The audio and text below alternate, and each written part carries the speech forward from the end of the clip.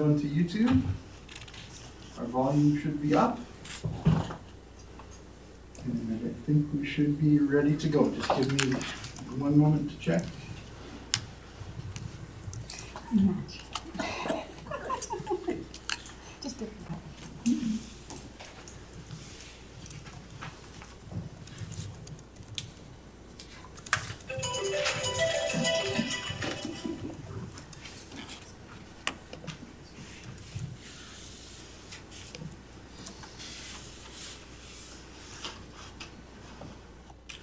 I usually get a notification when it's gone live.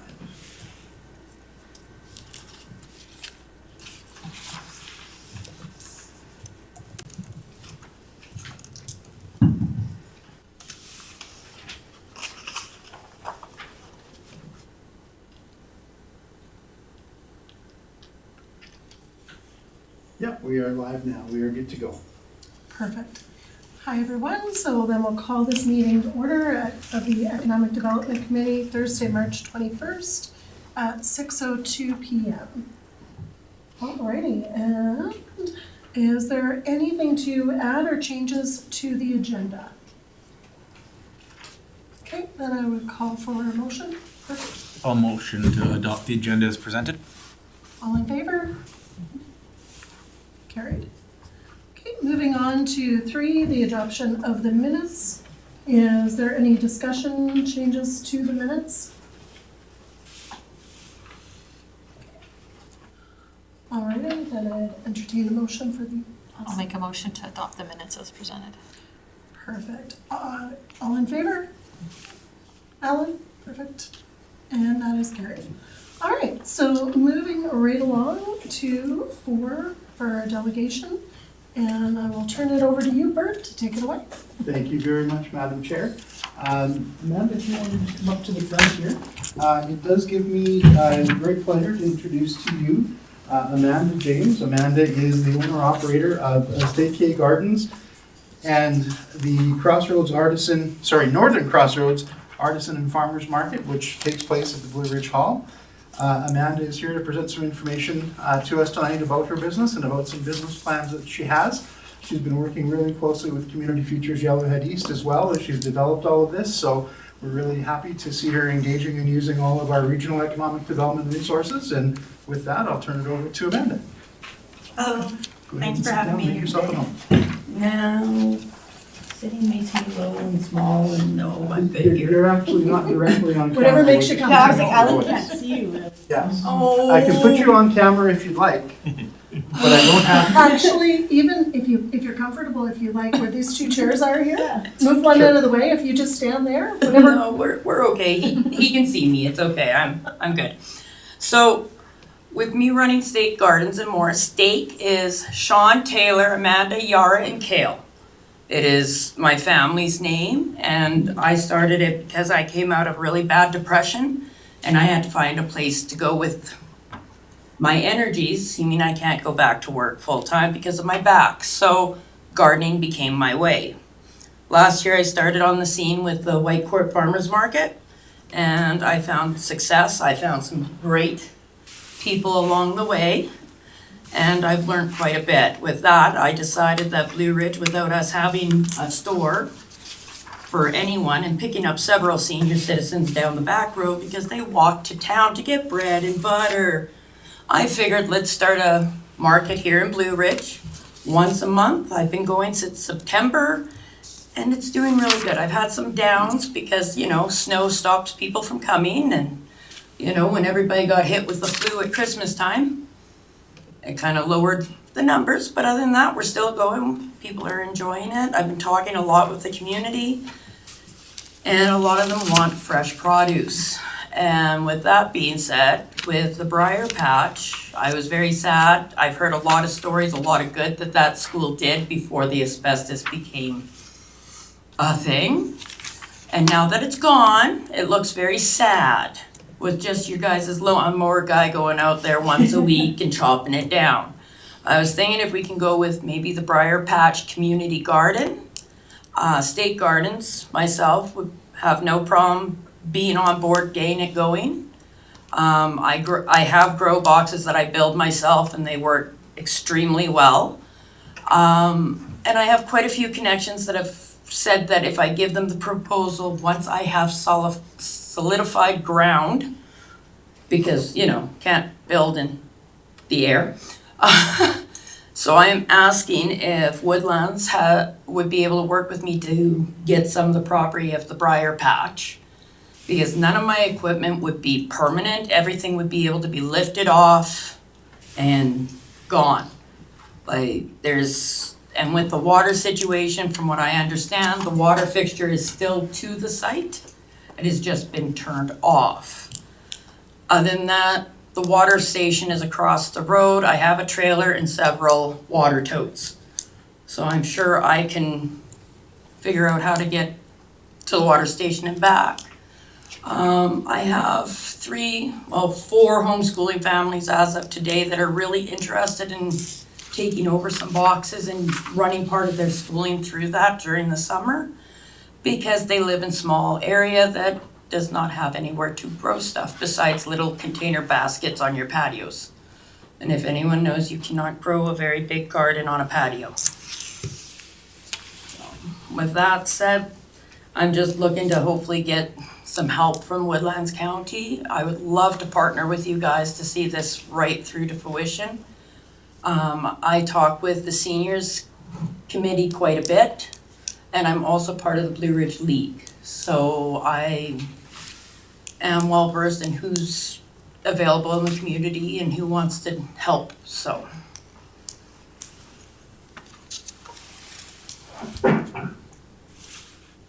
Other than that, I really don't have much more. I've read this over like 7 times in the mirror today, guys. I'm sorry, I forgot to breathe. You did great. You did great. It's all good. Go ahead, Bert. So Madam Chair, just to ask a question through to Amanda. Wonderful presentation. Just if you can maybe elaborate a little bit on what your current operation is as to where you are and what you're operating, and talk a little bit about the market garden that you're operating as well. With the state gardens, I mainly supply peppers, and this year I lucked out and now I have 12 hot peppers and 16 sweet peppers. We'll see how the 16 sweets go. I've never really had a good run with sweet peppers. Hot peppers I can do all day. Sweet peppers tend to not. I have 26 varieties of tomatoes going this year. I sell mainly the plant at the beginning of the year. I don't do a lot of picking of it and then selling it because I am one person. Everything is done on my property. I live in Blue Ridge. I do not live on an acreage. I run out of a small green tarped greenhouse that I take the tarp down every year because, let's face it, winter is not friendly. And with the markets, as of the 7th of April, I have 15 vendors. The furthest one is coming out of Hinton, but majority of them I try to keep in the woodlands because I am promoting woodlands and the agriculture and homemade. I did the rhubarb candy last year. If you came past either the Fresh Market or the Legion Market, you would have met my little man, Kale, with his...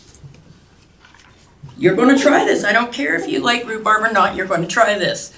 And it worked. It was a very big success. And my homemade marshmallows that are gluten-free, which really helps a lot of people. And I have found that raw sugar does fluff. It just takes a little extra little love. So hopefully this year I'll be bringing in some more favorable for the diabetics on the run for this one, so. So I'd just like to clarify, so essentially we're talking about 2 separate projects then, kind of at the same time. Like one is your market and how we can support you in that market. And then the second one then is of course the community garden and the garden site. So then my question would be in regards to first the market. Who are you currently partnered with a host for that market? So you essentially have to rent the hall? I rent the hall, I cover the insurance. I've gotten the league to run the kitchen now, so they can produce money for the league. And I can supply my vendors and customers with hamburgers and drinks without having to pay extra insurance to have that part of my market. Right. So right now, my vendors are basically making bread, jams. There is no hot food to be sold, nothing like that, because I do not possess the money to get the insurance for that, because that gets pretty steep pretty quick, so. Absolutely. Great, so I'd like to start, go ahead, Krista. Where is the artisan and farmers market in Blue Ridge Hill then? It is at the Blue Ridge Hall. And the Blue Ridge Hall, if you haven't been there, has been heavily renovated over the last few years. We've completely redone the basement. There is a play center there. If you know anyone with children 5 and under that need a place for a party, get a hold of Blue Ridge Hall, the Blue Ridge Play Group. The bathroom upstairs was completely redone. We just got a grant to redo the kitchen counters and stuff in there, and hopefully replacing one of the stoves. Because it is a safety kitchen, so we can't even run teaching shops and stuff out there now as well. So I'm really trying to bring Blue Ridge back onto the map. I unfortunately cannot afford the hotel, but you know. Well, hopefully you'll find a great buyer. Yes, it's sad to see them going, but Awesome. Good, go ahead. Through the chair. So just running through your proposal here. Sure thing. I think the idea is fantastic. I mean, I don't believe we have any other current projects going into that open space at the moment.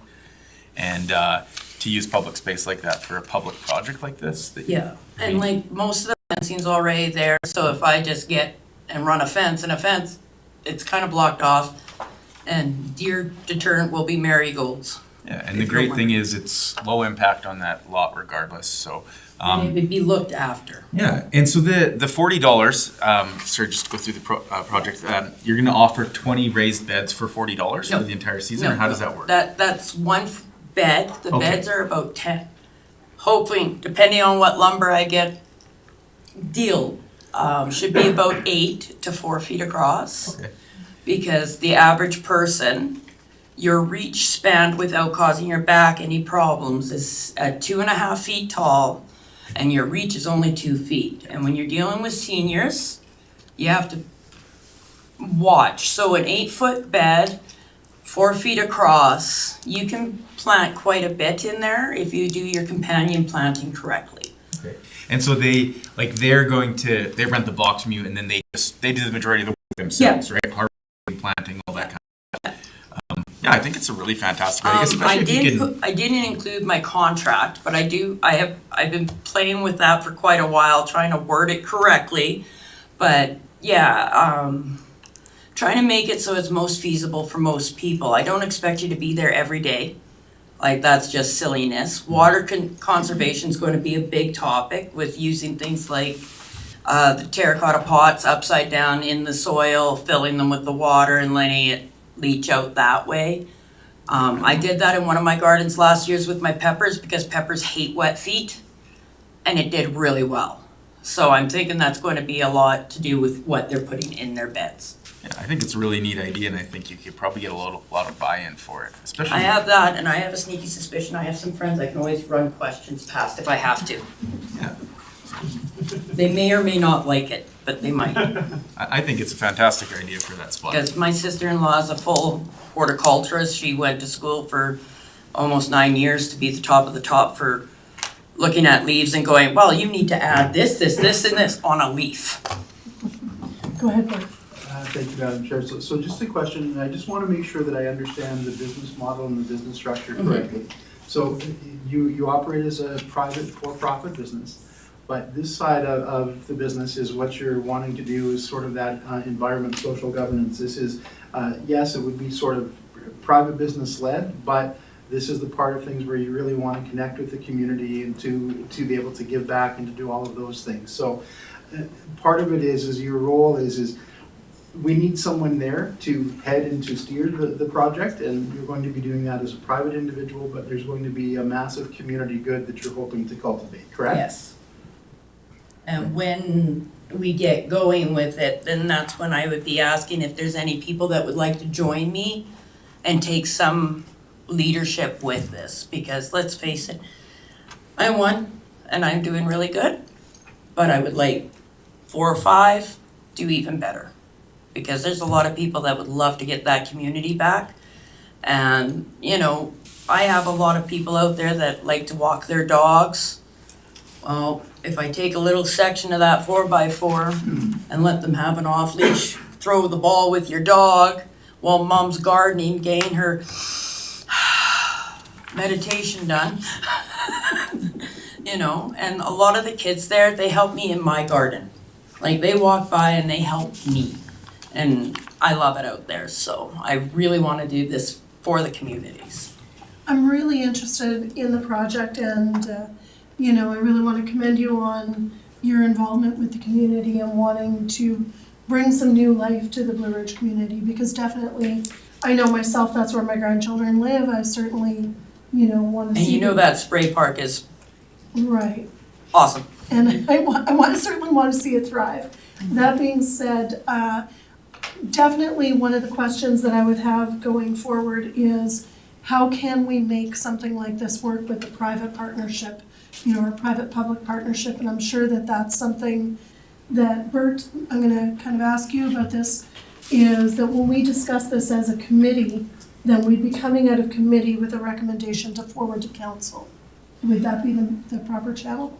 Yeah, I think that when we have a chance to do the discussion a little bit later on this evening, that would certainly be the direction, is to get an understanding as to what this committee would recommend for future actions, whether that's further consultation, making a recommendation directed to council, or something else. That's certainly where we want to have the committee be comfortable in their level of understanding that we can make some kind of a recommendation or to put something forward. I think what's exciting is the success of our hamlets is as communities, they exceed far above their reach for the number of people that are there, because when they have a well-organized event, it's amazing how many connections and how many people come out, right? So I was just speaking with someone from Fort Assiniboine today, and I mean, they've just recently done a couple of events, like a hockey tournament there, where our little hamlet of 150 people had 600 people there, right? I see this as being the same kind of impetus, and it's very exciting to have a resident like Amanda be able to come forward to present an idea like this, because it is the glue that's going to hold and build the community together. Yeah, I agree. So, definitely. Is there anything else that you can think of? And speaking of Fort Assiniboine and such, I go out there and with my baked goods and such. Last year at the egg grounds committee, big woohoo they do. I can't remember what they called it last year.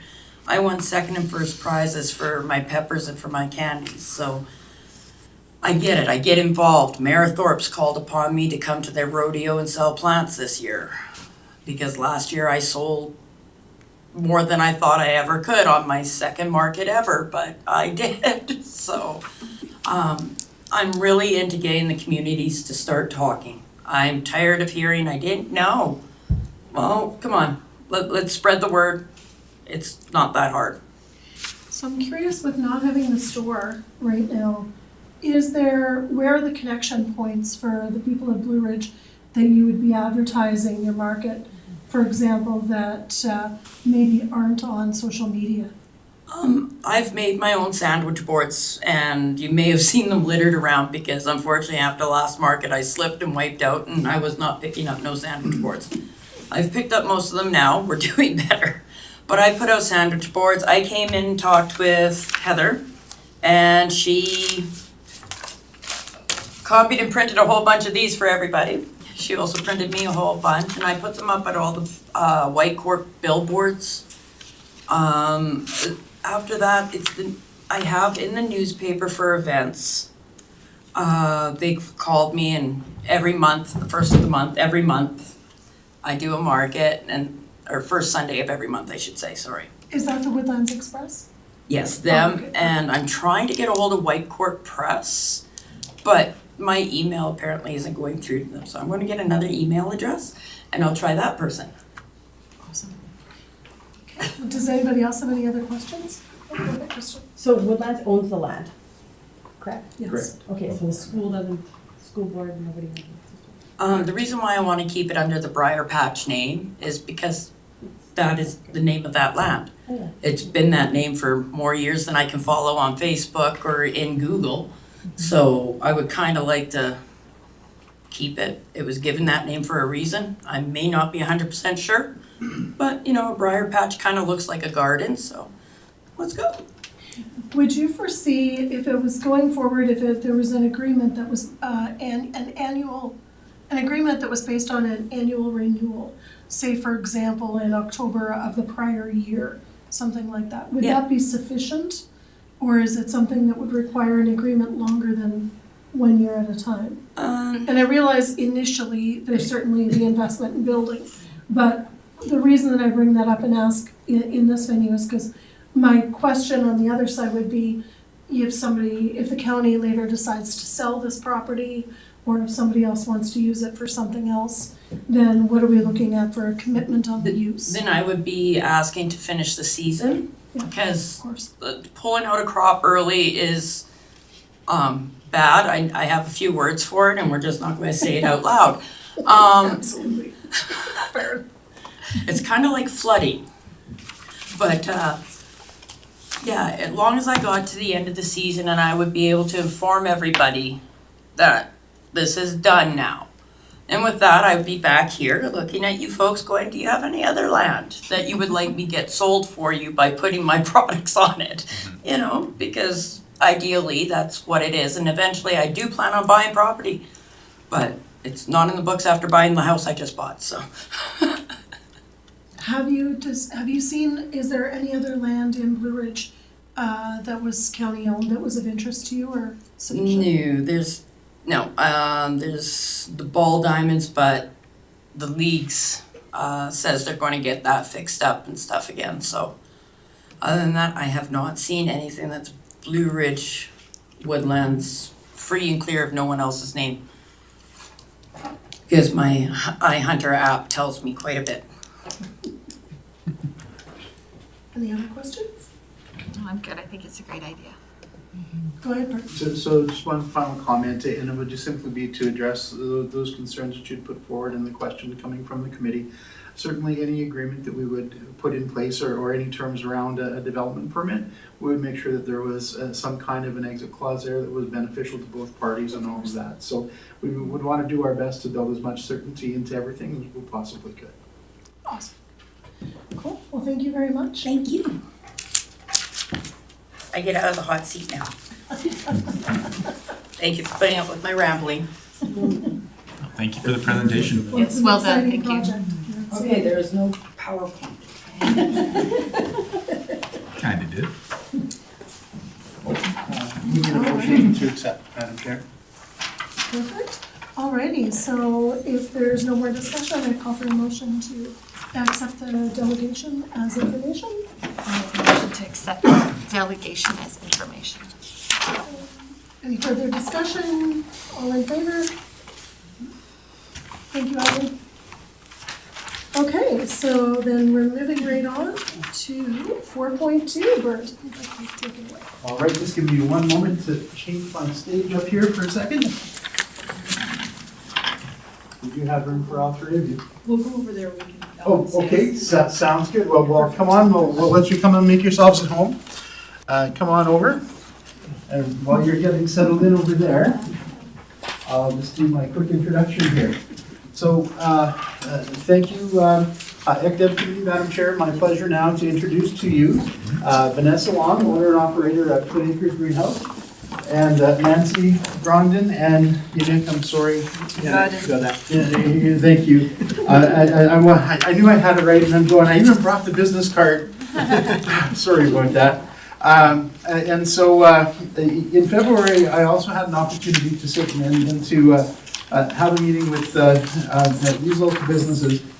And we know that in the last several years, we had a real resurgence and increase in our number of available local foods and local food venues, and a massive increase in the production of what is available locally. And of course, as business plans go and as we work down those business paths, as businesses have a chance to gain some experience, we start to identify some hurdles and some possible opportunities. and that's why the delegation is here tonight. So we do have an accompanying PowerPoint, which will let them give a little bit of background on themselves, and we've got a couple of great ideas to present here too. So I'll stop talking, and ladies and gentlemen, please take it away. I guess it's just in your paper, so if you flip to the first one, it just says shop local. We're both local businesses. We're actually one county road apart, so we're quite close. Closer if there was a road between us, but Yeah, yeah, maybe. there, hopefully. There will be. It's a short yay. distance missing. Okay. So I'm Vanessa with Twin Acres Greenhouse, and Nancy and Yannick are Shining Moonlight Gardens. So if you flip over, there's a picture of us from, I believe, 2 summers ago. Yeah. And at their place on Shining Moonlight, and just, you know, sharing in the joy of starting business and supporting each other. I'll let Nancy take this part. So, so we have pictures of our setup. This was the 2021, so last year we grew more, and this year we're expanding again. And we're gonna double production from last year. So we're hoping that we're gonna reach every goal we have. So that's, we started that because we wanted to provide good food to the community, as well as Vanessa's doing too. So we're trying to promote ourselves with that, and we're finding that along the way there's not enough, even overall, like the shop local. We would like to push that for all the businesses around. We've done the market for 2 years now, that was the second year, and on the last day of the market last year, some people were coming in and telling us oh, we didn't know you existed. After a full year and a full summer where we had a lot of people coming over, and when you look at that, this one here, so that comes from our Square app, but just to show you, the blue line shows that on July 15, 2022, we had 39 sales on that day, but in 2023, we had 182. So we attract people, but they still don't know us, or they still don't see us. And we're not the only business like that. We believe that there's other business in the county that are not seen, and we're trying to figure out a way to be seen. And how can we be seen? So we have a few ideas, and we were talking about have a program where promote the shop local first, and second, identify as a vendor that is recognized by the county. So either have something that you put on yourself when you are at the market, a logo that we can work on and put on our trucks, on our all our things. So when people see us, they know that we are from the county, and we're not saying that we're outsiders. So and that's a problem that we're meeting, is that in order for us to grow and grow more and become bigger, because the goal for us is to produce 10 months out of 12. In order to do so, we need to grow the customer base too. So, and we need to try to find ways, and we thought that Woodland County could probably help us achieve that, because there's not really initiative for that. So that's what we want to achieve. So if you want to. Yeah, so with ours, we're primarily bedding plants at Twin Acres Greenhouse, but I really enjoy growing vegetables, but I don't like eating them all, so. I like growing them, but eating some of them. I like growing a lot of things. I like just watching things grow. So with greenhouses, of course, we can produce 12 months a year. The problem comes down to we have no one to sell to once the market closes. So we could have easily this last year with the temperatures gone right into December and probably through to January, and our crops would have been fine. But it was, you're heating something and there's no outlet. So it was having that,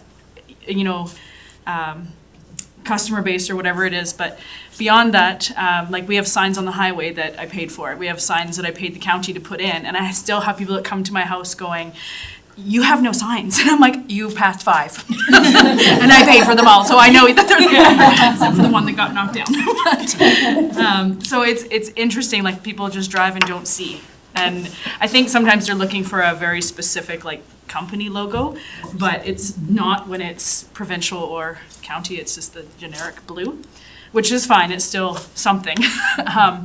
But it has been, as Nancy said, a challenge to identify as a local business versus at some of our markets, we have people coming from right across East or Western Canada. So it's just, we find there's a lot of support for local at the markets. It's just being able to identify that you are actually a local business.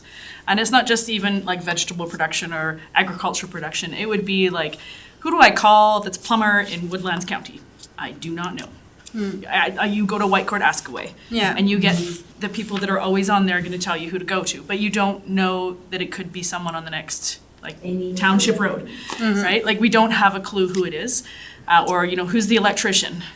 Don't know. I can't, there's no yellow pages for me to go to anymore. So you have to go off others people's words, which can be good, but is not always good. It would be nice to be able to get some more, you know, references or quotes or whatever. So I think our proposal kind of is two-sided, as you'll see.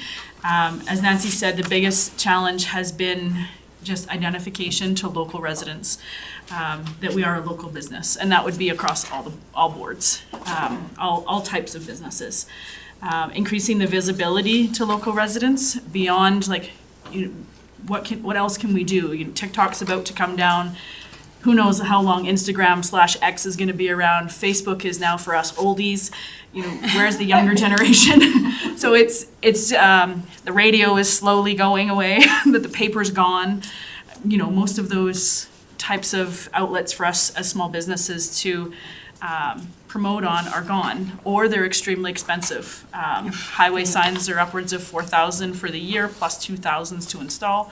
That's a big chunk of money. Yeah, So it's a lot of money. it's a big investment when you're only a seasonal, for us, both of us are seasonal right now.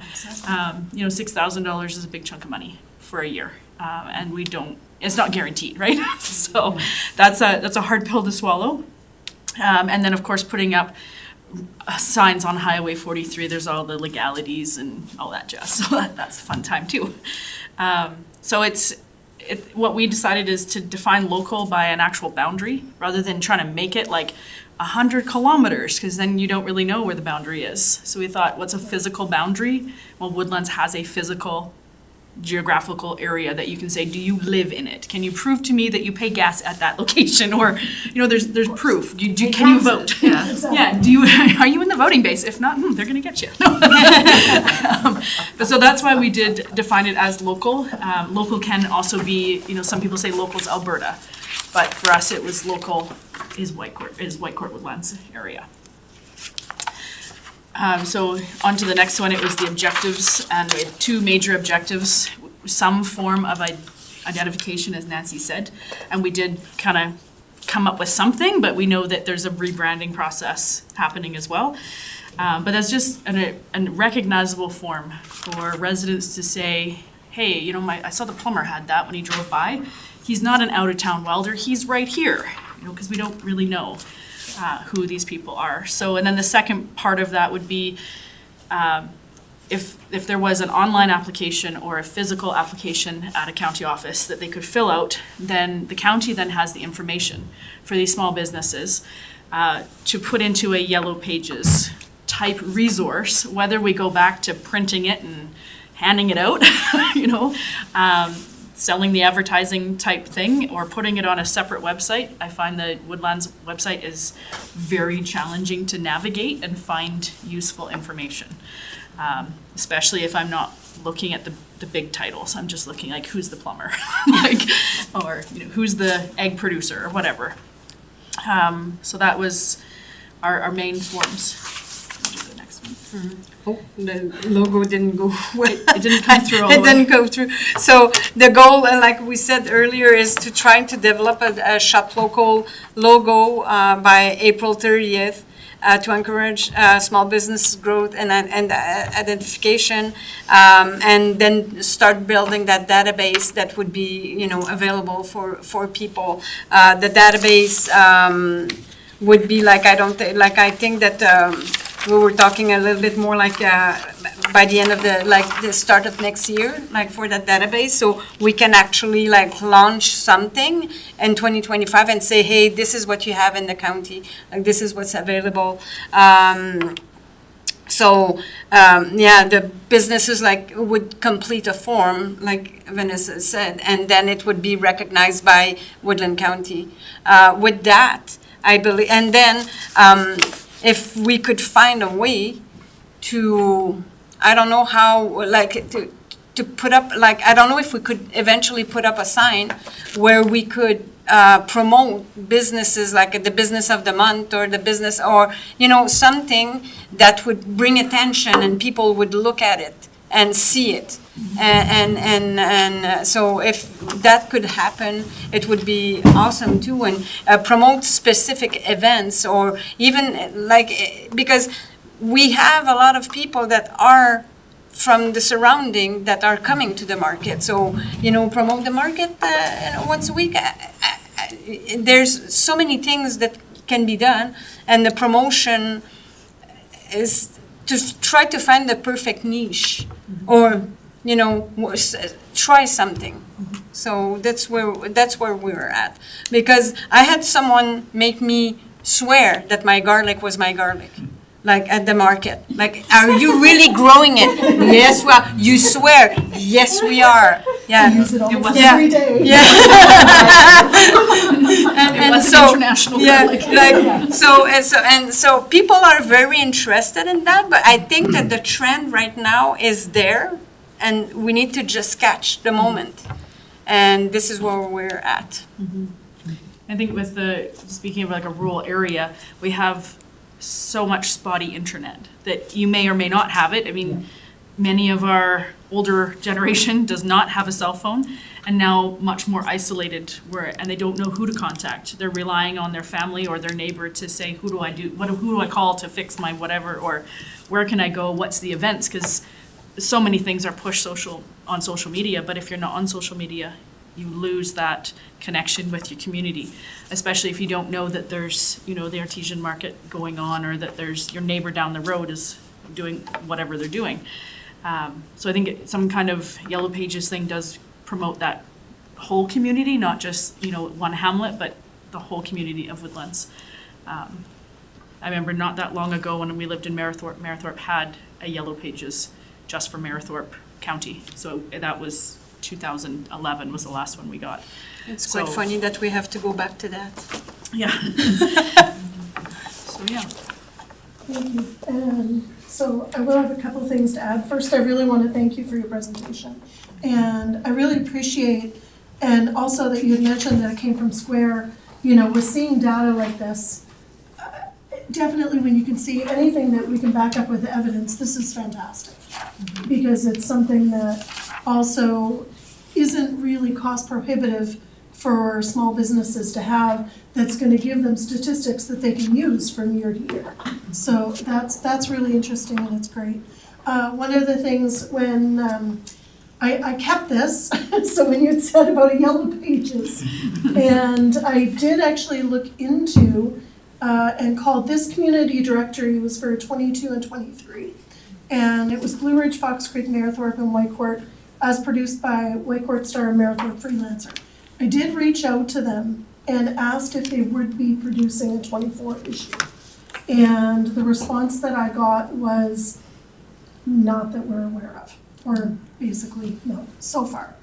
So just because I agree with you, and I know certainly some of us at this table have had a number of conversations about business directories, and to kind of like also piggyback onto all of the reasons that you said. If it's, for example, a welder or a pipe fitter, if we have an industrial project coming to town, that needs to know what availability of labor we have, then if we have a listing of 100 welders that live in the county, then we can say, these 100 welders, this is, you know, what we have, so it can reduce subsistence costs. It can make us a more competitive area because they're not gonna be paying the additional, you know, which is on a multi-year project, we're talking millions of dollars in subsistence that we can actually save if we have an accurate number of who is in our area. So I also agree. That being said, I want to open the floor to comments about your proposal, questions. Go ahead, Kristen. I have two kind of questions. One of them is, who are you paying $6,000 to for signage? The people that own the billboards on the highway. Okay, so like it's not a county thing. It's No, not- it's No, not. no. I It's paid. like personal Yeah, advertising. but I paid for the highway signs that you see. Yeah. Those were The blue ones. $2,000 each, and then I think it was $4,000 for the county signs. How much for the blue one? 2,000 each. Yeah. So they're expensive little numbers. So, and that was through apparently a grant program that's not a very good grant. But yeah, they were expensive. So just to clarify, I believe that was part of that Sign Up Alberta, which is a Government of Alberta program, which does allow private businesses to take out, they call it tourism directional signage, which are the blue and white signs along major highways. And unfortunately, there is an expense and cost and engineering and everything that comes with that. We help to facilitate that program whenever we can, and I think in this case, I think we did do the install because it actually shaved about a year off the timeline of getting them in, because that's how far behind the provincial program. Go ahead. I have two kind of comments. We had talked about maybe an event or something of the sort to, We Oh, just, yeah, we we- decided that would be a future yeah, event. yeah, it's 2027. Yeah, something like. 2025, perhaps, like. Yeah, like, it's bigger than two people can manage. Yeah. Agreed. Yeah. Yeah. But if things move in these kind of disciplinaries, I don't know what the right word is, very slowly, and so it's like, I don't know, maybe we'll talk about it next year, for the next Yeah. 5 years. But the event that we wanted to plan was a farm to table, Yes. but we want to make it like go big or go home. Like we want to make something, battle of the chef or battle of like, you know, something that would bring other people from around, because the market does bring people. We have people from Edson, Fox Creek, Mayor Talk, like Edmonton came over, like we are attracting people. So the more people we attract here to show what we're made of, like maybe the more, you know, maybe that could bring growth to. And I think it was, we were specifically wanting to highlight out of PEG Botanical Gardens in Lac St. Anne. They have a farm to table event, and it is specifically the agricultural growers and businesses of that area that put it on. So it was kind of, Woodlands County has kind of always been very large producers, you know, historically, and now there are some smaller producers coming. Like us, where we're not massive cattle ranchers, we're not hog farmers, you know, on the big market scale. So it's much more farm to table, and we do have a few meat farms. So it was kind of on that kind of how could we showcase what Woodlands County has specifically on its agricultural, but then use Woodlands County sites that were, we figured, close to the largest center, which is Whitecourt. Where exactly could we go that would have the facility to host an event like that? So we did a little research, but it's just a lot running into this Yeah, season. it's- So, And I looked into this as well, and it's something that I think certainly in the future, what a lot of people don't necessarily give an event like that credit for is the education that can come behind it. And, you know, when I buy a ticket to go to a meal like this, and I see the microgreens are local, the mushrooms are local, or like everything is there, but when I, you know, can see that everything that's evidenced in this meal, we can now buy locally. And a lot of our residents are really unaware of what is there. Yeah. So exactly like the example you gave with the garlic. So, And I so I do think it could be a great event in the future. and I think that's where it came back to the logo is, if we can't do a massive event, could we back it up and start identifying not just agriculture producers, but even all businesses within Woodlands County, what services are there? So that's kind of where we thought it would be a better starting point to gather all these people together and then have some type of governance, which would be the county office to say, you physically reside in this area, therefore you can have digital code. Sorry, Bert had a question first. So just a comment on the George Bay Garden event. So I believe that did actually start as a Growth Rita event. That was something that we done for the very first open farm days. And since Barhead County had dropped out of the Rita, they've continued on with the event, but the Rita involvement in it isn't there. But it is a great example of what we can do if we can work together and get all the pieces going properly. So yeah, I mean, I think there's a huge opportunity there for a future food event. And like you say, we maybe have some of these more immediate concerns we need to get out of the way first. But by all means, I don't think we take that too far off the radar. Hopefully it's not 4 years away, more like maybe a year away. Go ahead, Krista. You guys host your farmer's market, that's where you do the majority of your selling, right? We don't host it. White No, Court Chamber does. White Court, yeah, the Chamber of Commerce, So the Chamber of Commerce hosts Yeah. the one on Saturday, and then the White Court Farmers Market hosts one on Tuesday. Okay, two separate things. Yeah. That's where you do the majority of your selling. For the vegetable side, Yeah. we sell everything Right. off of our Yeah. site for flowers, well, most of it. What percentage or do you think of the people that attend the White Court Farmers Market on Saturdays is Woodlands? Like vendors or Yeah. people? Vendors. 21 last year. No, but No. we had 21 vendors, but how many that are The woodland? vegetable producers were Yeah. all Woodlands County or Yeah. Lac Saint Anne. So there was a couple that, I'm not sure exactly what side of the border they're on, because they're on the Green They're on Court. the border of the border. So I think one is actually in Lac Saint Anne, but there were, and one's in Rochford. So there were 6 of us that were vegetable farmers and at least 4 from Woodlands. Okay, go ahead, Councillor. Through the chair to Bert, so this is a bit of a unique ask, at least from my position on, new position on NECDEV. Like typically what would happen is a group would come in with something that they're doing and then they'd ask for support or money or funds or some kind of in-kind service for that, where this is more of a group asking for us to do something for them. And how would that work typically? Like, I do see a path forward on this that would be probably somewhat low cost to Woodlands County, other than just a bit of overhead from administration's work. The logo thing, I do believe we're in the midst of a rebranding. And I think the key thing with the logo too is making sure that it's clear what Woodlands is doing is indicating that this is a local product, but not Woodlands approved, because then we take on some liability in this situation, right? But I think it'd be fairly easy to build an online form or even a physical form, and then a page on the Woodlands website that is just essentially that says Woodlands local products, right? And lists by business type or whatever with contact information. I mean, I don't build web pages, but I'm sure that's not something very difficult to do. And then the logo itself, I mean, like I said, we're in the midst of a rebrand. To make a local product logo shouldn't be that difficult. But I guess my question to administration is, like, is this a typical ask? I've never, being new on ActDev, I've never kind of encountered it in this manner.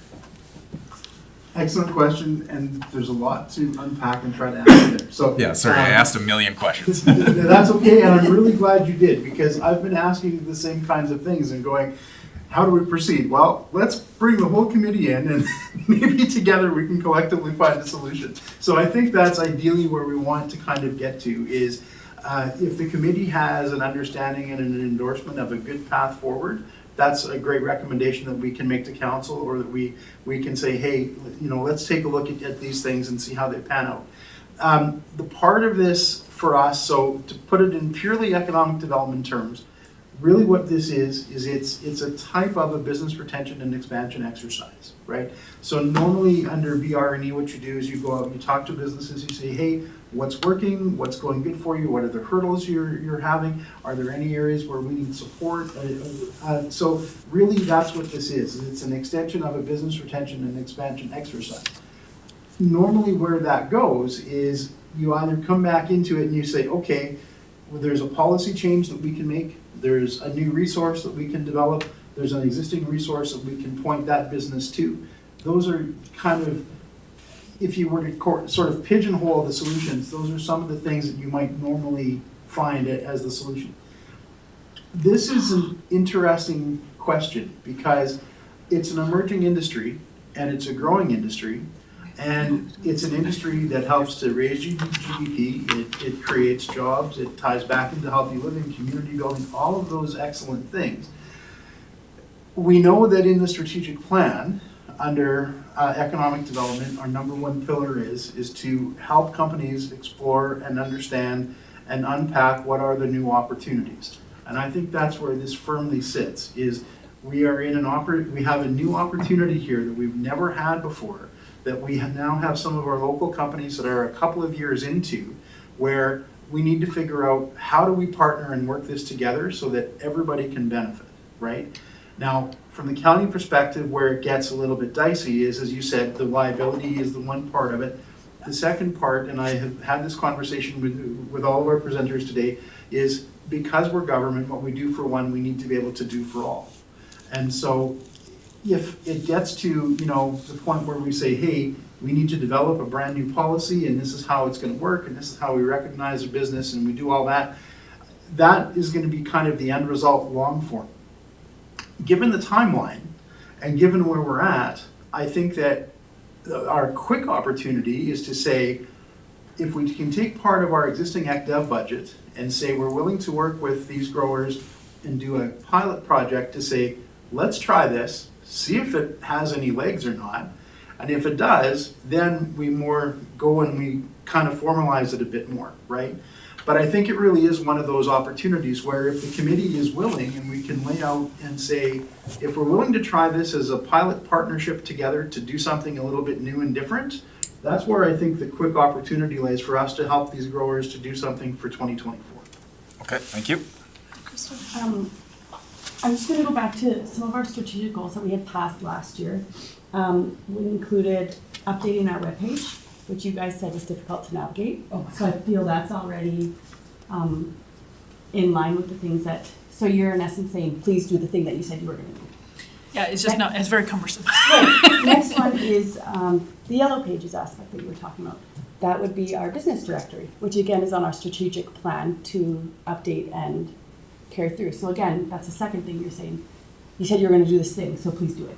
So I feel it's not even much of an ask because we already said we were going to do it. Mm-hmm. Next as well, I brought up maybe October? I don't know. And it's because now we're in the rebranding, I think this was a part of it, a business of the month. I was like, we should be posting with our Facebook, a business of the week, a business of the month. I don't care which one. Like Bert said, if we do one for one, we should do for all. Totally agree. But again, it's one of those things that I think we've already discussed here and said, these are things we should do. So here's just more people coming and saying, reiterating what you've already said. So I really appreciate coming and saying, hey, we agree, let's do it. So like, I don't know, find it encouraging that it would impact you And I directly. think we want to keep it a digital logo too, so that it's not cumbersome. I know there's time in creating a logo, like whoever does that job has some time invested there. But on the business end of it, for us, we can then take a digital high image logo to any business that does printing and say, can you print this on a sticker? I want it on my truck. Or can you put this on my business card? Or can you put this on my tent? Or can you plaster it on my truck? It's because it's digital, we then can put it where we want it and pay for that. We're not asking the county to come up with a physical form for us to come and get and stick something. We're saying if it's digital, decreasing the cost for the county, but I think the biggest value for the county would be getting that database up and valid or current. Yeah. Okay, so basically, a few questions I have about that are, in regards to the digital signature or the digital logo, then specifically, that's something, like you said, should be the least cost prohibitive thing that the person can get across. But if we're going forward with that, one of the things that I would think of is there's, in the long term, gonna have to be rules around how is it, for example, if you make jam, how much of this jam is produced, is the sugar brought from outside of the area? So if I know that there's certainly some cumbersome issues around some of those types of things. So I guess looking at a quick, short solution and as a pilot program, we'd have to have a very simple statement that addresses whether it was produced, whether the person lives here, and I'm curious what you guys think about that. And if you were designing the program to be able to have a digital logo that you could use by the end of April, what would those parameters be? I think back to the one that's used for the farmer's market is the Sunny Girl. If you're an approved market, you can use it. And that's the only stipulation that they have. If you're not an approved market, then you cannot use it. So they have their vetting process, which obviously is a lot of paperwork. I think what we're looking at is it's just the business itself is in Woodlands County.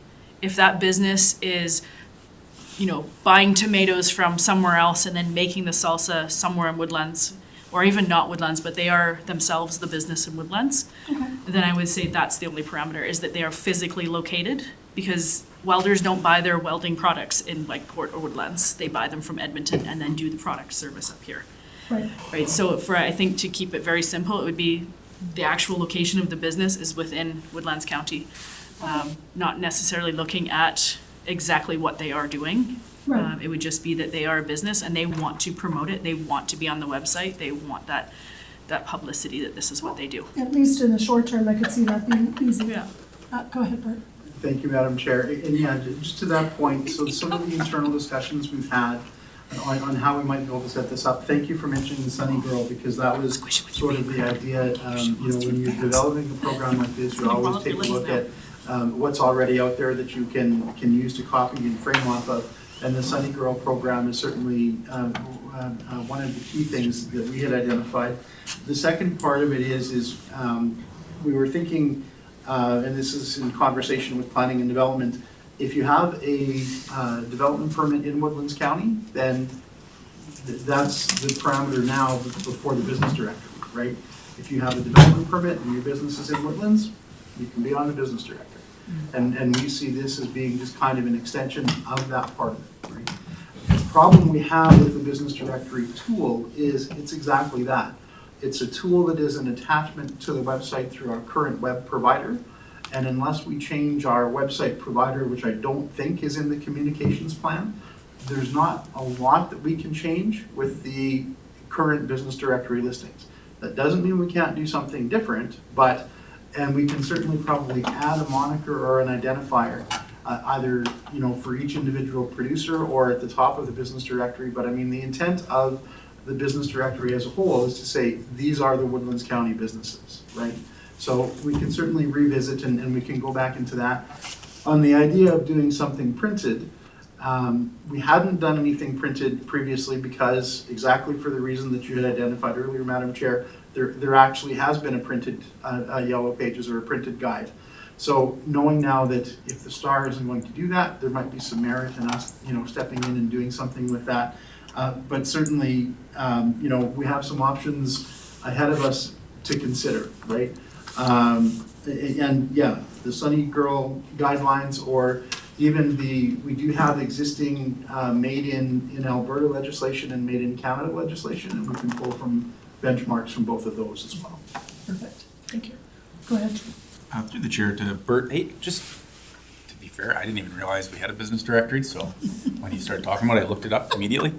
I'm just wondering, there are on the directory, there's Wildland Sports and Outlier that are clearly not located in Woodlands. So why would they be listed on our business directory? Outlier is actually one of our larger industrial tax contributors. So yes, they definitely are. Wildland Sports, because they run their event in Woodlands County in the Sandhills, we have them on as well. Okay, yeah, I just see they're located outside of the. Yes, the little thing their office drops is in. in Barrhead, but their event takes place in the Sandhills within the county boundary. Bert, do you know, you said to be on the directory then would require the development permit. What is the process for a business? So for example, if you have Joe Welder, or, Tammy Tomato, then what are they gonna do how much does it cost for them to get a development permit, and how would they approach that to be on the That's directory? an excellent question, and this is where the struggle truly lies for us as a municipality. We don't have an annual business license structure for Correct. Woodlands County. Council has voted to not have a business license, and instead what we have is, if you have a development permit, your business has a free listing on our business directory. That was what council had established a couple of years ago. Because we don't have an annual sense of renewal, we don't know. With the development permit, it's a one-time thing. So when you first start your business, you pay your development permit fee, and it might be 10 years later, and we still only have one development permit from that business. So if they don't get a hold of us and tell us that they're in operation, we don't know that they're in operation. And this has been the struggle with getting listings on our business directory. We've advertised, we've phoned, we have done all kinds of stuff.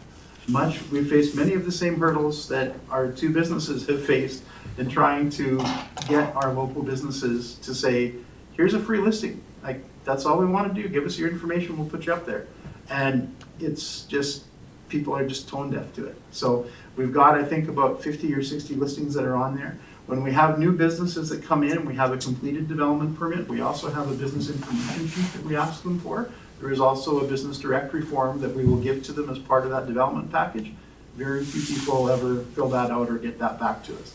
They'll hand in the development permit because it's what they need legally and it's what they pay for, but they're just not interested. So that is a very big hurdle that we face in trying to populate the business directory.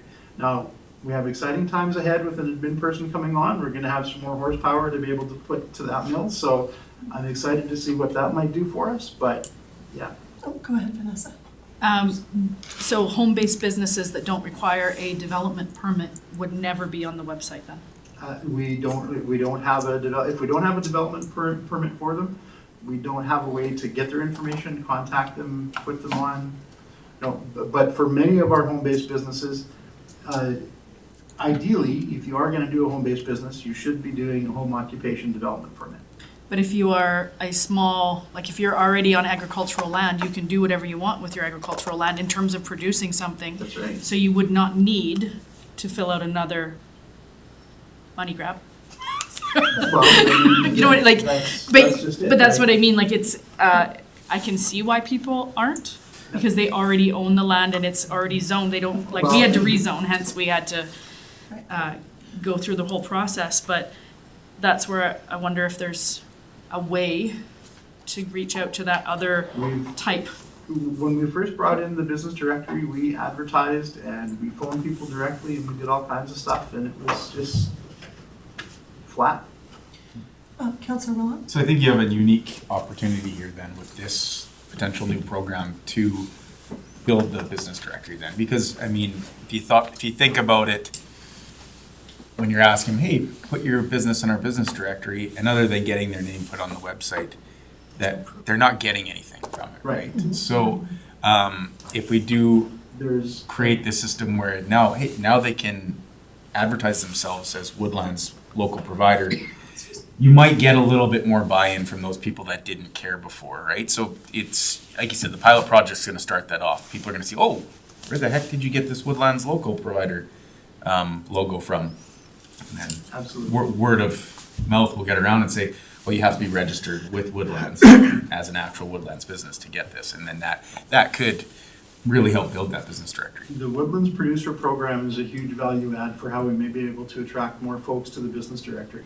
And the intent of the business directory, just to kind of refresh everybody's memory, because we don't have that annual business license program, right? We really don't have a way to check in with our businesses every year to find out who's in business, who's not in business, what's going on. And it really is one of the biggest gaps we have in economic development, because as a municipality, we really don't have a good, clear picture as to who's doing what within the municipality. So when it was brought to council a couple of years ago, the idea was, because we even have some businesses who are afraid to advertise, you know, for whatever the reason may be, they want to run a business but not advertise it. And we actually have had the knee-jerk reaction from some people of, don't you dare list my business, right? So it seems very counterintuitive, but we have hit all kinds of different responses as we've been down this path.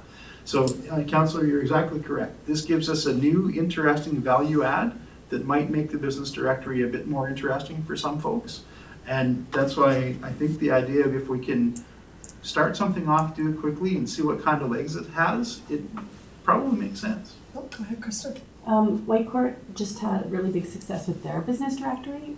They have about 650 maybe businesses signed up on their business directory. They have these little cards that says, check out our local businesses, and it's a QR code and you can scan it, brings you right to their business directory. Ron put a lot of time and effort into that. So I think having Whitecourt so close, having so much success, I think we could maybe catch on that snowball and keep it going. I think she said, as long as the business is, you can find it online, you can use that information. And so all of us are on Facebook, all of us are on, I don't know if you're on Instagram. Not Instagram. Right? But like I'm on Instagram, you guys are on Facebook, I know for sure, I could find all of your information. So those are all, you could sign all three of us up. So you're saying you could sign up businesses that didn't volunteer if you can find them on social media, On the internet. on the internet? That is what Rhonda said. So if you can find, for example, my business on LinkedIn, you could put me in the business directory, Yeah. for example. So that just takes a little bit of time and effort, but. And we can promote it, like as soon as something starts, we will have something at our kiosk, we will have something at the farm, where we can promote. And that's the thing, like, if we can start that promotion, it's gonna bring people and it's gonna attract attention. There's an average of 800 person per Saturday at the market, so there's 800 people seeing us with something. So. And there's people that have businesses that are coming. There is, and I know it was a deep dive, took a deep dive into business directories about 1.5 years ago, I guess, and business licenses, and checked with other municipalities to see what's the range on what they charge and so on. And even realistically, so it could be something, a business license can be as cheap as $25. And it's simply like a way you would register your dog, you know, so, but yet it provides invaluable information to the economic development team within the municipality, because then it's annually checked and kept up to date. So, you know, it could even be something that we can look at taking some of this discussion forward and representing to council in a different light, that it may very well be that, you know, the advantages of it were presented, you know, to the point that they understand in that way. Because I just also attended, it's going to be something else, but a resiliency workshop for after disasters. And one of the things they really focused on in the economic portion is they said after a major disaster, you lose 40% of your businesses. And they really highlighted the importance of having an up-to-date business directory prior to a disaster, because they said it's very difficult to measure afterwards if you don't know these businesses were there. When you're going after government support and help, essentially, you can't get help for businesses that you didn't have a record of. And a lot of those businesses were left behind. So it's something also from a level of emergency preparedness. And maybe, I think council, or like businesses, need to know what they're getting out of that $25. Of course. So if there was a way to track, this is how many tags have come onto that website looking for businesses. Every button clicked onto there, if there's a way to get that information, then that's something that anyone with any marketing background will go, yeah, that's worth the $25. You know, and if you don't have that number to give back to the businesses, I'm looking at it going, why do I care? I'll spend $25 on Facebook ads, Exactly. right? Like I need to know that there's something, I'm actually getting something that's worth a value, rather than I'm just on a business directory that nobody ever sees and it's never promoted. Right. Right? So that, So from a business now- perspective, that's kind of, I'm fine with licensing if there's actually something happening. Of course, and that would have to, you know, that's a whole nother discussion. So we are gonna have to wrap up here pretty quick, so go ahead quick and then I'll. I was just gonna say, I don't want not having to pay a business license, not having to have a business license in Woodlands to be a negative thing. Like, I think we should take it as a win, like, and promote that. We have it's businesses. free Yeah. to have a business in Yeah. Woodlands, isn't that great? Yeah. So, like, I don't think we should sell it as like it's a negative. We should be like bolstering, and if people are just scared that they're gonna be billed or their property taxes are gonna go up because of having a business. And so that's like probably why people don't do it. When you have a chance to talk to people, it really is amazing some of the assumptions they have in their mind. Yeah, so, there's certainly an education piece, but undoubtedly, it's a huge asset. We don't have a business license fee. We don't have a local business tax. We have a lot of great things that are very pro-business and pro-welcoming, and that was the whole intent that council had. The idea behind having a voluntary business directory was it's there. Those that want to be on it can be on it, and if you don't want to, we're not going to ask any questions. So as a short-term ask, then essentially a pilot program listing with a digital signature that you can print off to list yourselves as a local producer that you can have ready for the open of market season, then that's essentially the ask that would get you guys off the ground. Yeah, at least to start something, because it's gonna help us in certain ways, like it will, like it, being identified as local we're thinking that it's gonna make a huge difference. Even when you go to neighboring counties, even if you're out of county and you're saying, yeah, I'm from Woodlands, it makes a difference. Yeah, Yeah, if you're in Marythorpe, you can say you're from Woodlands, they Yeah, know that yeah, you're yeah. right next door. Exactly. I know myself as a purchaser, that's something that matters to me when I go to a market. It is something that will influence my decision as to whether you have a sign that says your carrots are from here or your carrots are from Hinton. Yeah, So, yeah. And that being said, also I want to take into consideration, of course, our producers and markets in Fort Assiniboine and in other areas as well. And it'd be something, Bert, that I'd want to make sure if we go ahead with this, that maybe we discuss like a recommendation to council or however the next step would be, that maybe it's something we look at advertising in the Woodlands Express or just getting the word to the people in that area as well, because their farmers markets are Fridays, I believe. And we'd want to make sure that we're supporting the Blue Ridge markets, the, Fort Assiniboine markets, the same way we'd be supporting the Whitecourt market. Yeah, And I think- perhaps that's gonna help them as well. And I think the biggest thing was just fill out the form for the county's benefit. And then whether it is emailed from the administration, that here's your email, like your email with the digital file on it. But it wasn't just go to the website and print it off, because then anybody can print it. There's Of no course. benefit for the county, Of Yes. course. right? I just, that and initially for a pilot, I'm sure my concern would be keeping it as the least amount of administration required, because currently their resources are tapped until they get these new positions in place. That's gonna help free it up a little bit. But over these next 30 days with still hiring and bringing in people, I'm sure we're not gonna see results yet from having those positions. So certainly going forward, it's lightening the load on them a little bit, but having something too labor intensive could be difficult. Go ahead. Well, if you guys don't mind, I'm gonna make a motion that Economic Development Committee accept the delegation on supporting Woodlands County agricultural producers as information. Any further discussion? All in favor?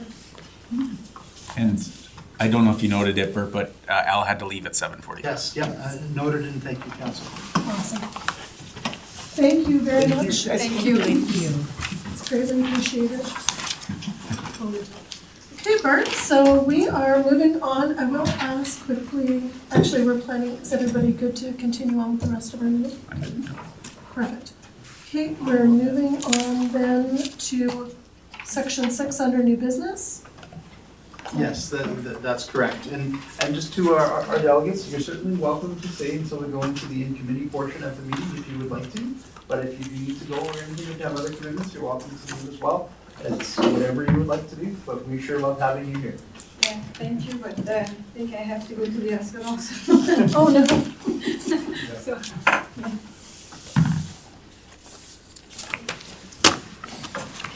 Thank you, Lucas. Be safe also.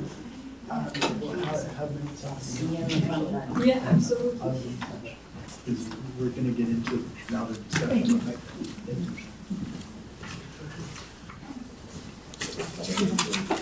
Thank you. All right, Bert, take it away. All right, thank you very much, Madam Chair. Okay, so now we move into section number 6.1, which is our discussion of the Briar Patch community proposal. And I have provided with the RFD a bit of the background on the site. This is our opportunity on the agenda today to be able to sort of have a bit of a further discussion to discuss what Amanda has presented and to maybe answer any questions that the committee has for us to be able to take a look at identifying some kind of a path forward and what the committee would like to do or would like to recommend. Okay, go ahead. Through the chair to administration / Bert. Has there been any other interest in the Briar Patch lot? Nothing yet. We have had internal discussions about the opportunity in the short to medium term, so over the next, say, 2 to 5 years, possibly asking, working with the residents of the area to do an area structure plan or to do some kind of a site plan as to what a future use for that site might be. But as it stands right now, where the site has, I think, some broader appeal now than it did a year to 2 years ago, is that because the building is down, the site is cleaned, it's there, it's ready to go. As was mentioned in Amanda's presentation, it is certainly some maintenance of the site is required and that sort of thing. But yeah, I think that that's where the opportunity lays right now and within the short term is that we don't have any immediate offers. We don't have any immediate development plans. We've got 9.5 acres basically there between the 3 different parcels where there's some opportunity. Okay. So through the chair to the committee, like I said when the presentation happened, it's a really good opportunity, I think, for a local project to happen. And as we discussed, I think you'd have to go on a year-to-year lease type situation because it is as much value as that community project would bring to Blue Ridge. If we could get a large business into that lot would also probably break significantly more. So I think the project's awesome, and if we could develop a pilot project on a year-to-year basis, like a year lease to start, see how much buy-in we get from it. We can do we could do something, Woodlands is contribution to the project could be very simple too, like lease the lot out for $1 for a year and just see how it goes, right? I'm not sure how council will think about that dollar value, but I'm not sure what the lease value even needs to be because it's sitting empty anyways. So we don't need to generate revenue off of it right now. And to bring some value to that community at no cost other than just give them a piece of land for a little while, I think would Make it $1. would go over well. Yeah. Yeah, Yeah, it's a goodwill there's thing. nothing to lose from Woodland side. No, they're gonna take care of it. You don't even have to mow the grass. You actually save money. Yeah, absolutely. So, I have a very nice riding mower. That raises a good question, actually. For the lot size, it's my understanding the cleared lot section is approximately 3.5 acres, I believe. So if that sounds right. If not, yeah. And to do the 20 raised beds and what you had mentioned, would it make sense in setting that up to put those beds in, are they gonna be on 1 acre of the property? Should we be looking? 1 and a bit of the acres, like size-wise, because I'm not sure how they built, what they decide is where they put their acres. What we would see is this would be an acre and this would be an acre. It may not be because the land is kind of funky shaped. But I would like to try to stay away from the tree line because that's too much shade for anything to grow. Of course. But other than that, I'm pretty good anywhere else out there. Go ahead, Through the chair to Bert, I had another thought. Liability on that lot with regards to a lease to a local user. How would that work? Excellent question, and that's something that we would have to investigate. I think that it's probably something that we would probably handle through some kind of a lease agreement or possibly through the confines of what the development permit itself would be. My understanding, and I should have mentioned this earlier, that land is under direct control of council, so that gives council all kinds of opportunities as to how it may want to be used. And certainly the suggestion coming through from planning and development would be that as we do some kind of a development permit, where there would be a site plan and some parameters around it. So there's a process that we can enter into here to start to move this forward. Also, I realize time is of the essence, of course, coming in when you're looking at bringing in equipment and setting up these boxes. So then the question would be a recommendation, if we make a recommendation to council then coming out of this, Bert, it would be going ahead to council for a decision at what time and when? I'm just concerned about the timelines Yeah. for a grower and having the opportunity to build. I think that one of the directives on the motion could be to put it in front of council as soon as possible. Okay. So is everybody in support of this project? 100%. My concern is that if you do an annual thing and she puts money, time, and effort into it, and then it's only for a year, and then next year she's booted out, that's really unfortunate. I know you can put something into the contractor. But to not do it at all. I'm totally in agreement, these are my people, you know what I mean? The question will just be that, I just don't want her to lose money on it. for sure, the question will be is how do you convince council to get behind it, right? On a valuable piece of property. That and her input too, right? If she puts money into fencing and beds and dirt and yada, yada, yada. Because I think there's a lot of buy-in from local stuff, like Blue Ridge Lumber would probably give you lumber. I can probably donate you dirt. I've talked to a few of the members at Blue Ridge Lumber. I have their emails personally now.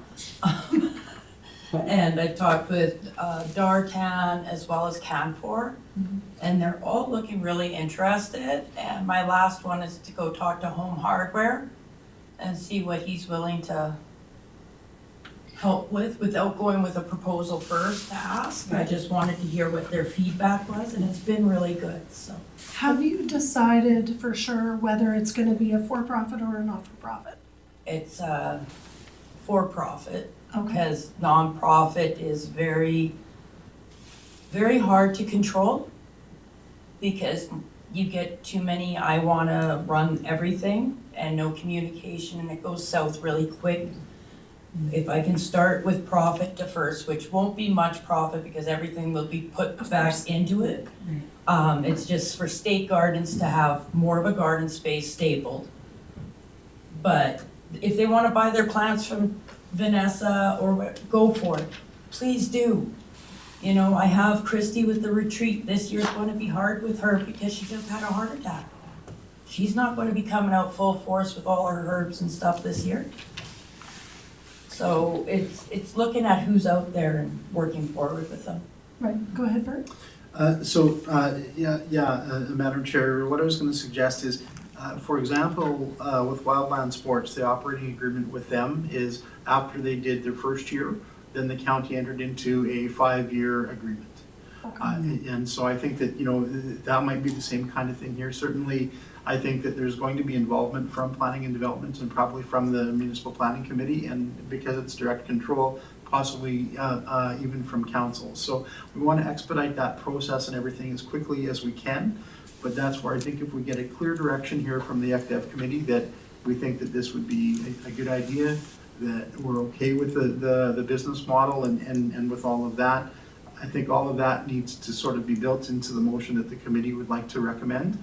And from that, we'll take it internally and see where things go. But I think that the more concise, directed direction this committee can give to how they would like to see this go forward is going to help to guide us through administration. Go ahead. All right, I'm gonna make a motion.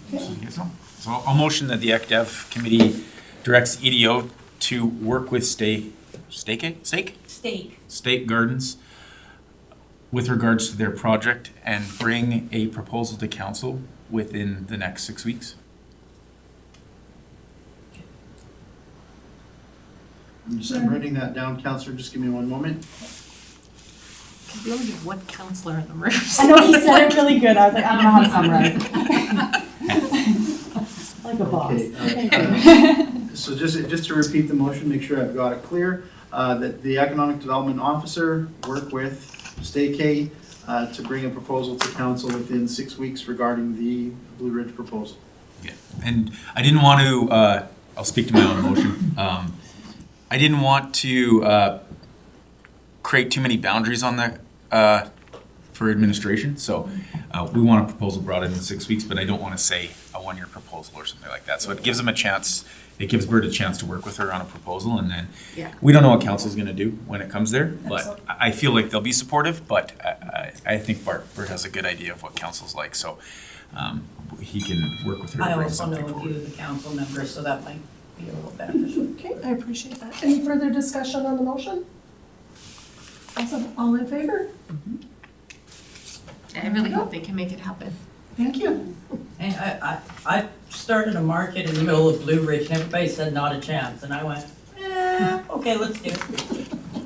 I think it's great. Absolutely. Yes, your enthusiasm is appreciated. All right, moving on, Bert, 6.2. Very good, thank you, committee, and thank you, Madam Chair. So moving to 6.2, that would be a further discussion of our second delegation of the evening.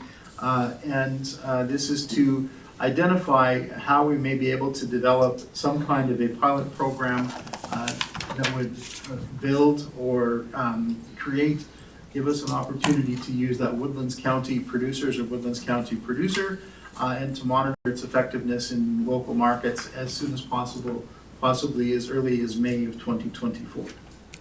Go ahead, Kristen. I don't know how popular this thought is going to be, so don't crucify me too quickly. Obviously, we're all very, very pro Woodlands, but all the, like Vanessa and Yannick's and Nancy's main things are sold in Whitecourt. And so would this be an opportunity to collaborate with Whitecourt? I don't know.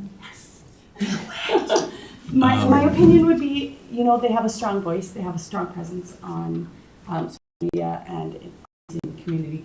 They're the biggest center. So that's just my, I don't know how, I don't know who, I don't know why, but it's an opportunity.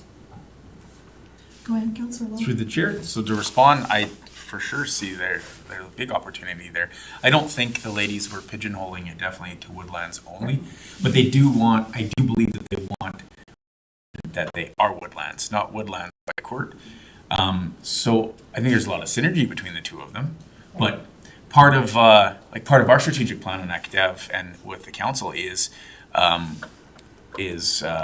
our saying that we've got in there, which is proudly rural, and I think that's what the ladies are trying to promote with their product too, is the rural product as well.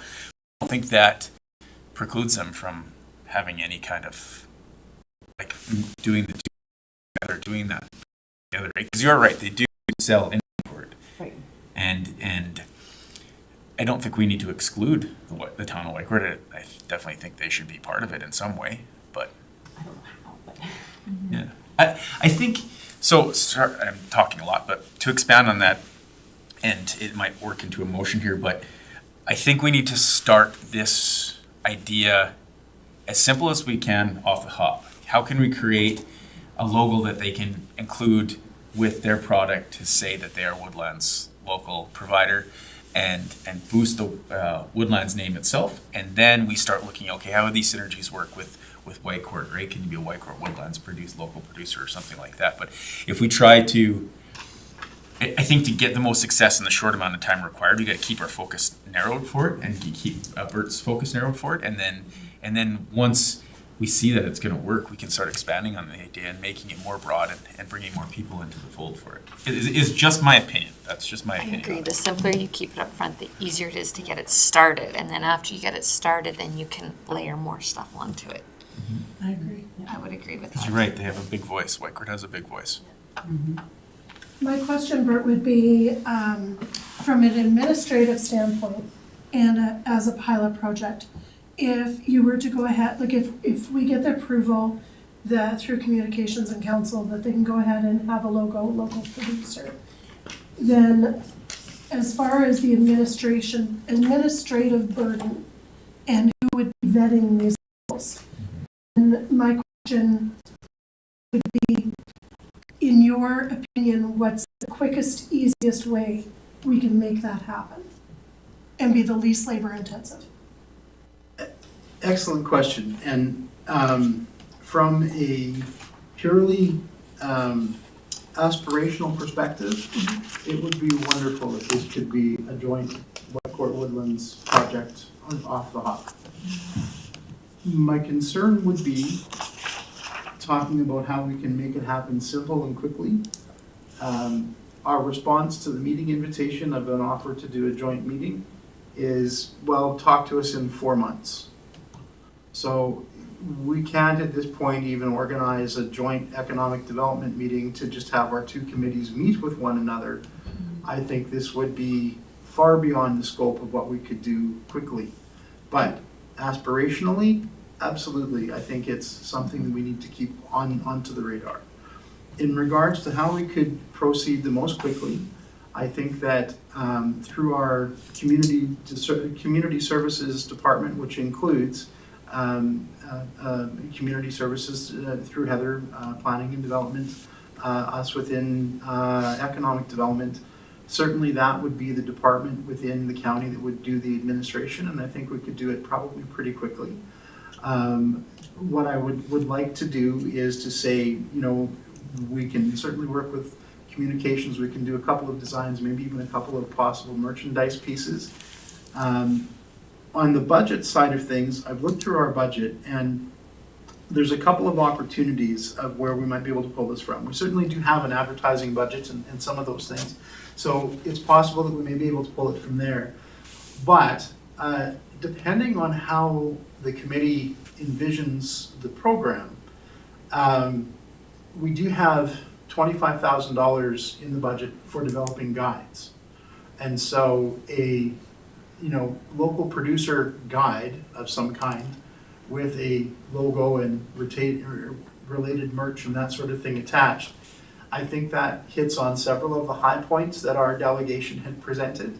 And I think that, if we have the opportunity to look at something very quickly, we could probably, along with the motion, put a budget allocation of, say, the committee is willing to spend $1,000, $2,000 for the development and quick delivery of a pilot project, and we will assess its value as we get into May and June of the year, and we can go from there, right?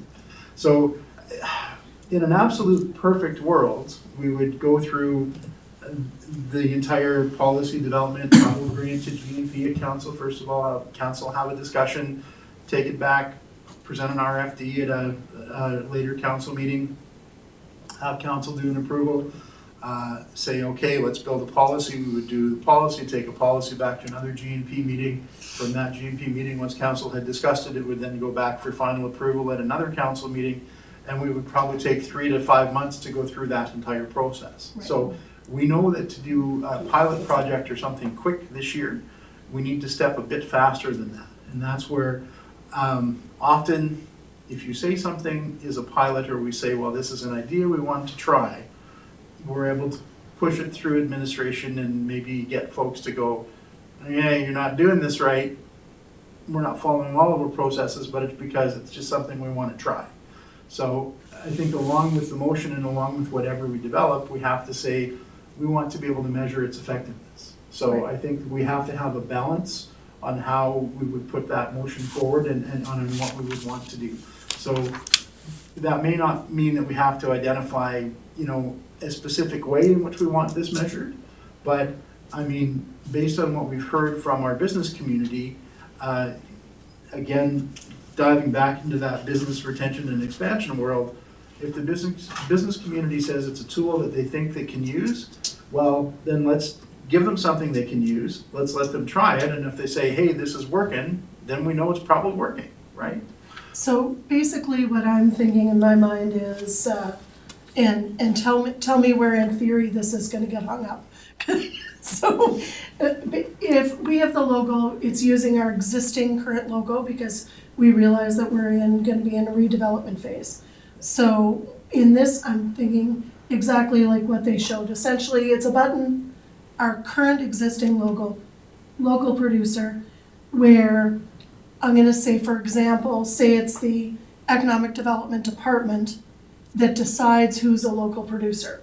So to me, that would, in the pilot program, so that would get away from GMP building a big procedure around it.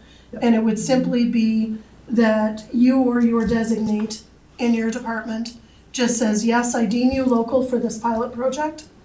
And so it's literally answering an email and sending so that way there isn't a whole lot of prohibitive paper trail, like essentially, that's gonna make this difficult and not get them something they can use for the season. I mean, I think if we can show that they have, at some point in time, have had a development permit through Woodlands County, so we know that they have a recognized business. And that's the parameter we use for putting people onto the business directory. I think that same parameter applies. That's pretty basic and pretty easy. I think that the logo design has pretty much been presented to us. If the committee is good with that, if that's what the producers want, I mean, hey, we give it a try. We can always tweak all of this stuff down the road, but if we want to get out of the gate quickly. Okay, go ahead, Councilor. And I apologize for making all the motions, like I'm sure. Don't apologize, That's this is really fantastic. good. But I have a motion that I think will work. Perfect. We'll just wait till Bert's ready. Awesome. We're only tackling one part of their ask in this motion.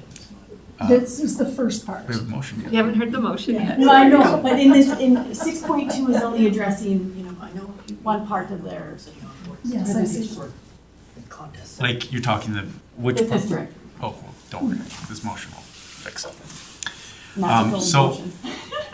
And I'm open to friendly amendments, so just let me know if you want to tweak it at all, but I'll make a motion that the EDO develops a pilot project to bring to council for promotion of the Woodlands local producer branding, to, Hold on, sorry. Type faster. Oh, you're not typing. No, and this is old school. Develop pilot project, sorry, thank you. to bring to council for approval of the Woodlands local producer branding.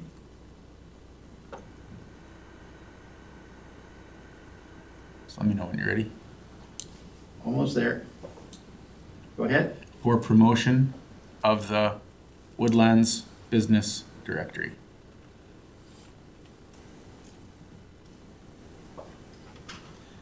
Okay, go ahead, Kristen. Just a clarification. Sure. They talked about producer, but what does producer mean? Was it producer or provider? So They I, said producer, yes. but like, am I a producer? You know Well- what I mean? Victor? Oh, she did. Yeah. Did they say producer? Or does it say local product? Because product could mean anything, any Right. service that you're providing. Sure. Right? Yeah, Yeah. So, would a friendly amendment to the branding of local product, Products or services? local products, promotion of Woodlands local products branding for promotion? Does that make sense? so,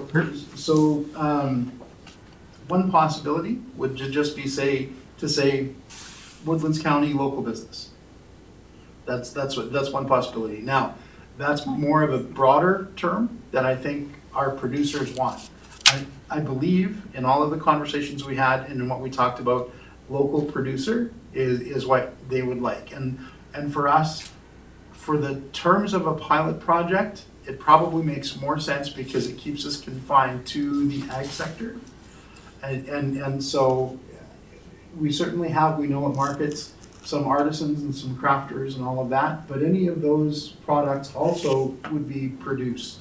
So that's where I think that if we stay with the term local producers, that's probably the quickest and the easiest way to be able to do it. There may be, if there's wheels to this and if it carries through, an opportunity for us to do a relevant local business or local service logo that may be comparative. But I think for our purposes right now, if we stay with our focus on our ag and our home-based business producers for crafts and goods, that's probably the way to go. When I did ask Vanessa how she would define the parameters of the business, she specifically said, as long as it would be a business operating within the boundaries of Woodlands County. So for the address, I think she said. Yeah, so for that reason, based on what she had said here in this meeting, I would say that local business, I agree with you about local producer, but when we tie that into a directory and then your motion mentioning directory, then we wouldn't really want to go forward, I wouldn't think, with a business directory that was ag specific or producer specific. We'd want a directory that's business, that like covers all business. But I think for your initial pilot, keep it to the local produce, local product, local producer, whatever, for this season, as you evaluate whether it works or not. I would just move to say product rather than producer, because then I would say it's exclusionary. Because then, like, I don't count, but I'm kind of egg. Right? You have an egg product, value added. You sound like dirt. So, what about why don't we just take producer product out and just say Woodlands local? Is that too broad? It's just a badge, right? It doesn't have to indicate You're right. what Yeah, they're it doesn't doing. matter. It's just, you're getting the Woodlands branding, you're getting something that says Local. that you're local. Business, provider, producer. It is broader, but then it doesn't seclude other businesses in That are the, super close. and they might really want to be part of the pilot project too. Yeah. So just to direct council back to the RFD, the initial recommendation was to identify Woodlands County producers. That's what you wrote. Okay. Now, that being said, with that being the original RFD, your motion could still state forward as local, could it not? Yeah, like just take a friendly amendment. No, so I mean, even if we're to just say local producers, right? I mean, you could use the term producers. If you want to use product, you could certainly do that as well. I'm open to suggestion. I think, sorry, I'll respond. I think, Bert, the committee wants to open it up to more than just producers, so. It can still stay narrow when we start with a smaller group, but you might have somebody who's like, well, I'm not a producer, I want to be part of this. I want one this year, right? So I think taking products or producers off of there and just making it Woodlands local branding Okay. is broad, and I know that probably will make it more difficult.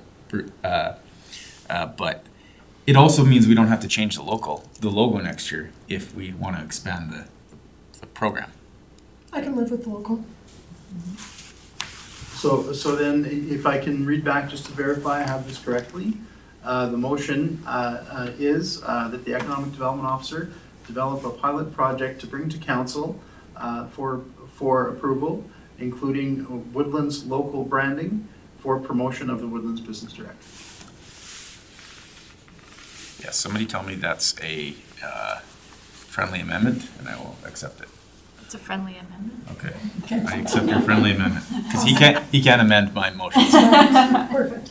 Is there any further discussion on the floor? Just trying to make sure I write it down. I'm just saying, I would like to use it, and I think if I saw producers, I would feel like I wasn't included, so then I wouldn't even put my name forward to use it. And I don't think that's the purpose of it. So you like the amendment? Yeah. Perfect. Thank you for Awesome. Any further discussion? Okay, all in favor? Excellent. All right, Bert, whenever you're ready, then we can move right on to. Somebody else has to make the 6.3. next motion, because I've made You're so basically good all at of them. that. All that I made a counts. couple earlier. Sums it up. Madam Chair, I did want to ask as well that as part of this RFD, does the committee wish to make a budget allocation at this point in time? We do have roughly about, I won't say that it's uncommitted because we have other guides and other projects that we may want to do this year, but we certainly do have opportunity within that money for doing local guides where we could, make a budget allocation directly. So in order to clarify any other questions or things that may come up, it might make sense to put some kind of a budget value on what we would like to spend on this as well. Go ahead, Does Councilor. the committee have the ability to associate budget dollars? We can't spend any new money, but we can reallocate what is within the budget. So I mean, even if it's just to specify where you would like to take these funds from. And so when we take a look at the ECDEV budget, the reason that I'm identifying this section is we do have, my goodness, I'm sorry, flipping through too many pages here. We do have money allocated for advertising. I think that makes the most sense. Bert. And so we could certainly just pull it from there. We have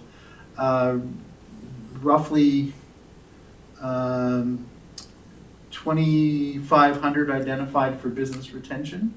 So if you're comfortable and we can just kind of pull it directly from there, what we've done in the past is that business retention item has been used to take out advertising in various publications and that sort of thing. But we don't have anything that we currently have that planned for. I mean, it's an expenditure line that's in the budget.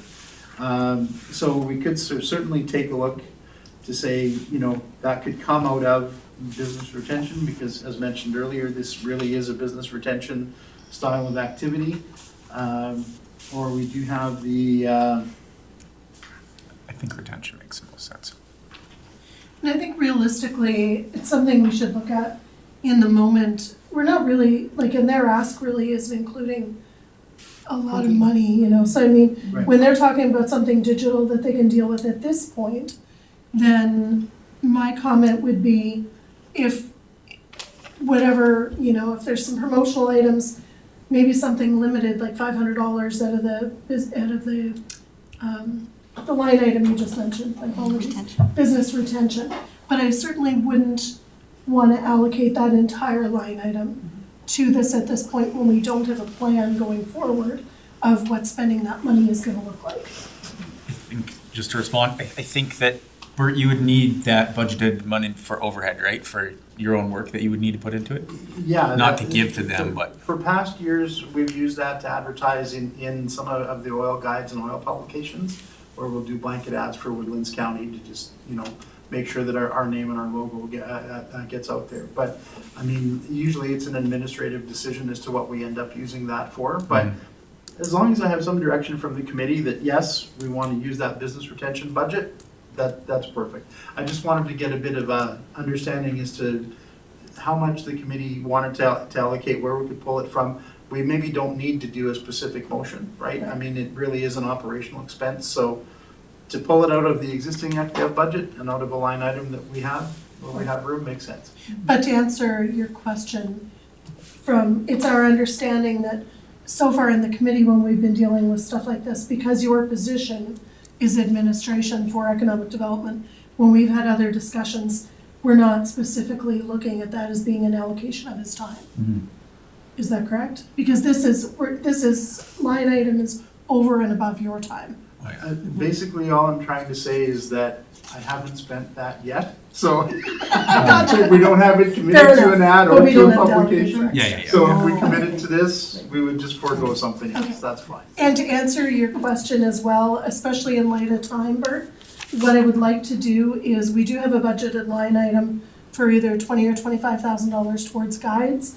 Can you please make a note, let's bring that forward at our next meeting to discuss that? Because I think bringing up what you had mentioned, Bert, could be a great opportunity for doing a business directory, we've done Ag Chronicles, we've done, some of these kind of directories in the past, so. But let's bring that to a new meeting. Thank you. Okay, and then when you're ready, let's move on to 6.3 and, We passed this motion. oh, I Did we not? apologize. Did we pass it already? We haven't voted. Yeah, so My we have apologies. Jeremy's motion passed, and that's, I think we voted for it. that should be good. I had just asked for the point. Because then I said, right after I said somebody else has to make it. Oh, yes, okay, sorry. Okay, I didn't cool. put a check mark. So, this is where someone else can make the motion. So for International Economic Development Week, it's rapidly approaching that first week of May. And the idea was just to talk a little bit to the committee about any possible ideas or things that we may want to do. I know in light of time, and we don't want to talk too much in detail about this discussion, but we did just want to put it on everyone's radar, and we can maybe take the discussion about what to do with that offline. Absolutely. I'm gonna jump in on this one and actually just say that I am gonna make the decision that we'll take this conversation offline. And essentially, just to kind of back it up, so our budget for this line is $1,000. And if anybody can please bring forward comments, suggestions, ideas of what maybe we could do that to support International Economic Development Week That's the week prior to the trade fair. So I would also mention, you know, if it's something in your ideas, if you want to bring it forward in tying it into the trade fair booth somehow, maybe that's an idea as well. And we're open to anything, and Bert, you had put the date on it of by March 31st. So then we would have the chance to go ahead and do something with that. So I would like to entertain, oh, sorry, go ahead. So like to do it offline, would you want to have a email discussion or? Yes, my Okay. apologies, via email, thank you. Yes, Sorry. awesome. And so on this one, I would entertain a motion to, Oh, no. I move to accept 6.3 as information? No, not information? Perfect. perfect, That's right. awesome. Any further discussion? All in favor? That one was easy. Okay, so, Sorry, Madam Chair, so just to clarify as well, Kristen, so as the chair had mentioned, submit ideas to the EDO by March 31st. So if you're comfortable with that and leaving that on with the motion as well? That is what I said. Okay, thank you very much. That's what I thought I heard, and yes, thank you very I'm much. glad you heard me correctly. You're sitting too far away, Bert. You didn't hear that. I know, right? It's that darn hearing. my apologies. Okay, and so next, moving into the 7.2, the work plan updates. So what I'd ask Bert, if you can on this one, is if there's anything additional in addition to what you have kind of point form here that you wanted to add to what you've already included. Nothing that I would like to add at this point to the information that's already there, other than we are waiting for confirmation of finalization of an offer to an individual for the administrative support position, and if all goes well, that individual will be in place around April 15th or so right after we come back from the EDA conference, and we'll hopefully be able to attend and come with us to our planned April ECDEV meeting. In regards to growing the north, I know our chair had some great comments that she wanted to mention on the things that she encountered there and on the resiliency workshop. So did you want to mention anything, or would you like to maybe email whatever you think would be easier, because I know we're up on a time crunch here. Exactly. So I'll circulate an email. Basically, the things that I'll mention, I attended the growth workshop. It absolutely changed my perspective on growth in a positive light and showed me a direction that the RETA could be going that would be different than some of the challenges they've had in the past. So I saw there's some really new light there. Then the Growing the North conference, there's a number of key takeaways that I kind of highlighted, and I'll send those off in an email as well. It was an exceptionally good conference for the North, for us in this area, and I would really, really like to stress that for next year that I think we should be getting even more people to attend. So even with more emphasis maybe on that than on the Kananaskis EDA. So it's certainly important. And the third one that I attended was the resilience workshop with the focus on disasters and wildfires. And two key things that I want to make sure actually before from Growing the North that I wanted to mention for our public audience is the Northern Development bursary. So it is up to $7,000 per year for 2 years for students that want to come back and spend an equal amount of time working in the North. So essentially, anybody that's in our area and further north, they're eligible for a $14,000 forgivable bursary. So the deadline for this year's intake is April 30th. I ran into 3 individuals involved with this program right away, and they're trying to give us money. So and they're very, very enthusiastic and excited about this program and what it can mean for our businesses and for our students. And something that occurred to me today, I was thinking even, if you have a nursing student, for example, from Newfoundland, I don't know, but I would suggest looking into, could they be eligible for this bursary if they would come here and make the commitment to work in the North? So it really may be a way for some of these target key industries, and we have only a month. So that was one key from Growing the North. The next one from the resiliency workshop, few key takeaways there. There's huge things that we can do to better protect our community in advance for disasters.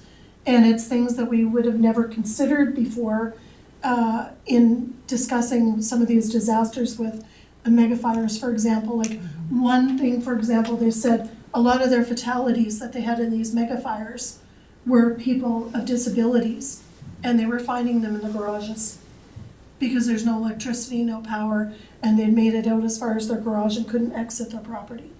And, you know, there's some really critical life-saving things that we can learn from these workshops and bring forward into emergency preparedness. I did reach out to our community services and to our emergency services personnel after I got back and shared information and contacts with both of those individuals at the county here as well.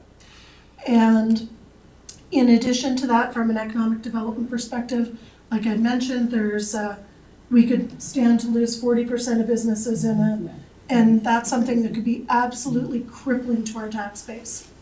You know, so it's something we really want to also look at in when bringing the idea of a business directory to council.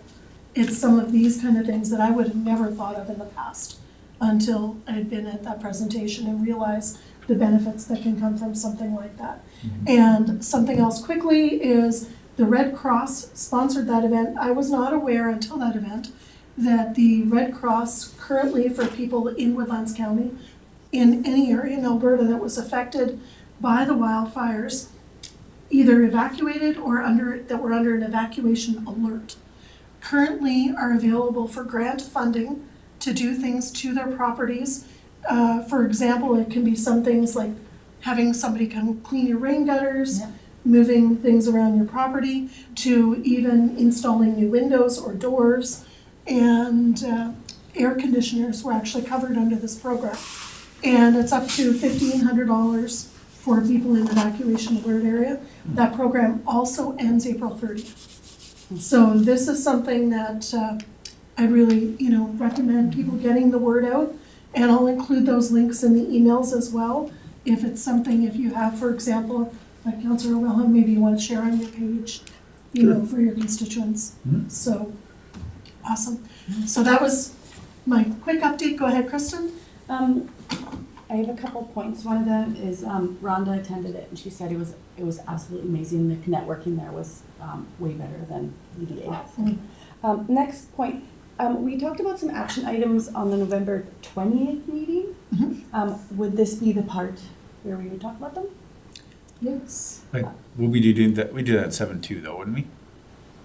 Isn't that what we're at? Yeah, we're on 7.2 right now. Work plan updates. Oh yeah, duh. Sorry guys. Nope, that's Yeah, okay. I'm starting to get tired now. I can speak really fast. One thing I was kind of looking for was our work list, Yes. and I didn't see that on the work plan updates. So it was events, so like that would include the business directory, the website update page. Yes. Okay, so two things. One doesn't answer that, and one answers part of it. It just reminded me, I did want to speak to an RFD that should have been included in this meeting, and I actually asked Bert to put it off until the next one.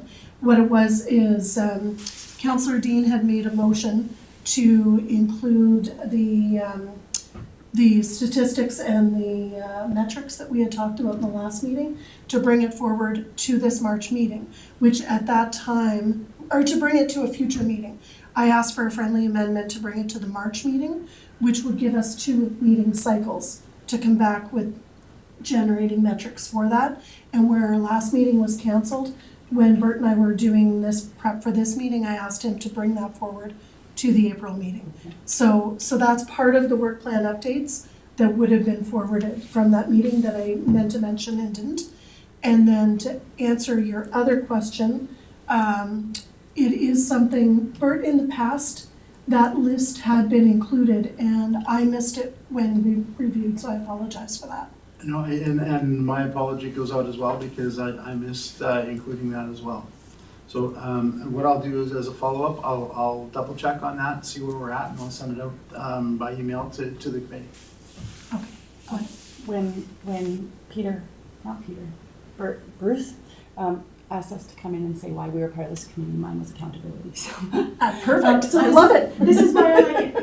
One thing we had discussed on the November 20th meeting was the CAO to see regarding Starlink for Fort Assiniboine Arena hotspot. Yes. The other one was to align pillars and the goals. We had talked about that there's like 4 pillars and like 6 goals. I think it was Devin summed it up for me because I'm not very good at speaking very clearly. But that they're all kind of the same, but we follow all of them, but they're told to us by council. And it's like, can we just clarify and can we just have like clear, do we need pillars and do we need goals, or can we just have one? And so we had asked that to be an action item as well. Okay, actually, Bert, I'll turn it over to you for this too. So currently, there's no current strategic plan review planned. So I don't know at what point in time we'll be able to bring that forward to have council take a look at it. But yeah, all of that stuff has been noted for sure.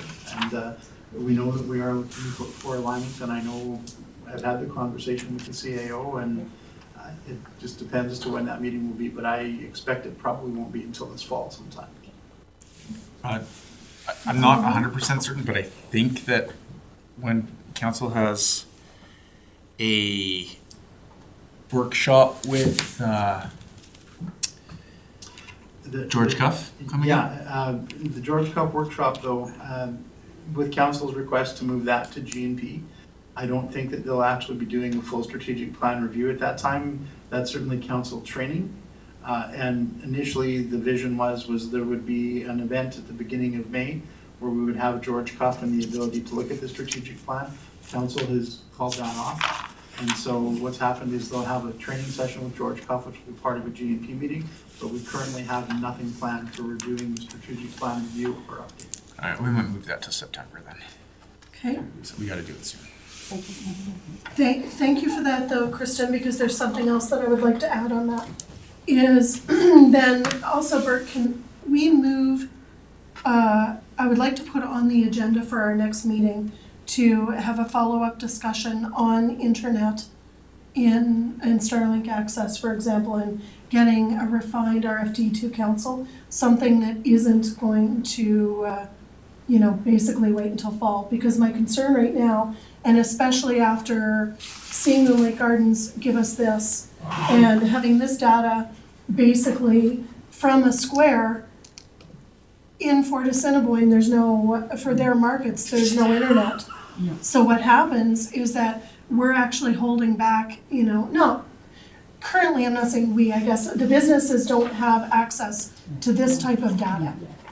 So in addition to all the other things that we've mentioned about it being a safety concern, a hindrance to business, et cetera, et cetera, et cetera, now also the metrics for them to get, information on their business from year to year is also impacted. I think that if we can bring some of this information to light to council for something that maybe could be solved by, a $1,500 investment, when we talk about our business resiliency line, maybe that's something that we could actually be putting those funds towards, something like this. We certainly can put it forward. I know council just recently had a couple of RFDs related to security around transfer stations. Mhm. And part of that suggestion was the installation of internet cameras, some of that. And due to budget considerations, council gave that a flat no.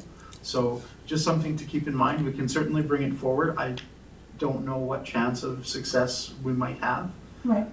But we could certainly work on bringing it forward for sure. Okay, awesome. And just as, like I said, it's one of those things that, if we're looking at line items and the current budget and working within our current budget, maybe food for thought to bring forward to another discussion. If we have $20,000 or $25,000 to spend on community directories, then, maybe there's something that could be reallocated from a different area that could support a project like that. Okay, sorry, but discussion for next time. Okay, all right, so we're already over time, and actually, I guess we are So we do need a motion Motion. on work plan items, please. You bet. Jeremy? Just get No, it. I think we added stuff, so does that count as part of the information? Yep. Yeah, that's added to Bert. It's still the same. So can I move to accept 7.2 work plan updates as information? Can I offer a friendly Yeah.